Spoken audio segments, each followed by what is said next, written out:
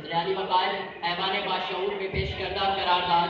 کشمیر بطور شمشیر میں لفظ شمشیر کے لغوی معنی تلوار یا سے حاضر میں بندوق کے ہیں،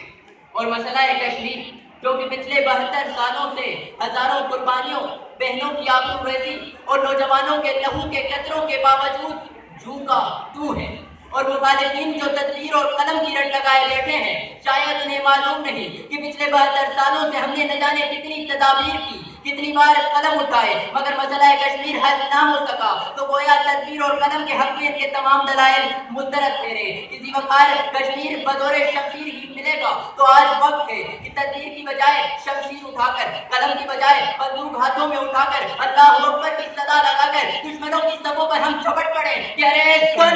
کسی کی نہ سن، ایک ہی دھن کو بن، اور چن چن کے بھارتیوں کے پگروں سر کاٹ سنسناتا ہوا سب سروں سے گزر، پار سینے پہ کر اور جگر کاٹ دے، نوک سے روک لیں وقت کی گردشیں، دست شاموں وجودوں سحر کاٹ دے، آج جبریل بھی کر پر بچھائے اگر دور آیت نہ کر اس کے پر کاٹ دے، کیونکہ کشمیر بزور شمشیر ہی ملے گا۔ وقار میں ان کی تدبیر کی بات مان لیتا اگر وادی بدر میں میدان کارزار نہ سچتا، میں ان کی بات مان لیتا اگر شیر خدا ظلم کے خلاف شمشیر نہ اٹھاتا، محمود غزنوی، سلطان صلاح الدین ایوبی اور طارق امتیاز شمشیر کو اپنی پہچان بنا کر ظلم کے خلاف آواز نہیں اٹھاتے اور ظالموں کو نیست و نابود نہ کرتے، اور تو اور اگر مجاہد کشمیر اور برہان مظفر وانی بغیر شمشیر اٹھائے کشمیر کی آزادی کی بات کرتے تو میں ان کی باتیں مان لیتا، لیکن انہوں نے شمشیر اٹھا کر یہ ثابت کر دیا کہ کشمیر فقط شمشیر سے ہی ملے گا۔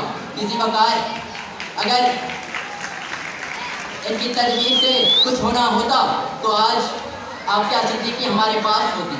فلسطین پر ظلم نہ ہوتا، کشمیر میں کرفیو جاری نہ رہتا۔ کسی وقت آج وقت ہے کہ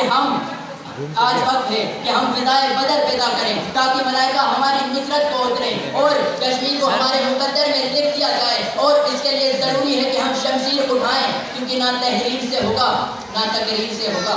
نہ ہی سیاست کی تدابیر سے ہوگا، حالات کے الجھاؤ سے یہ صاف عیاں ہے، کشمیر تیرا فیصلہ